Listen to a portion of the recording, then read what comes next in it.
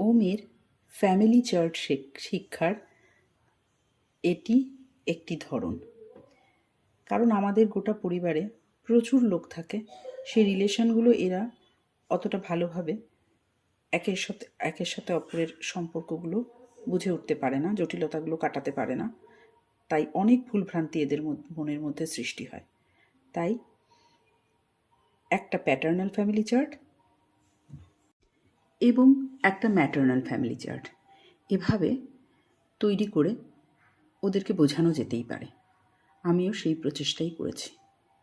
এভাবে শিশুদের যে সমস্ত জায়গায় তাদের সবচেয়ে বেশি বিচরণ, সেই জায়গায় এই চার্টগুলো টাঙিয়ে দিলে তাদের সারাক্ষণ চোখে পড়বে এবং তারা সেটাকে ভালোভাবে আত্মস্থ করতে পারবে। এটা একজন মা হিসাবে আমার ক্ষুদ্র প্রচেষ্টা, যাতে আমার বাচ্চা এটা ভালো করে শিখতে পারে। আপনারাও এই চেষ্টা করতে পারেন।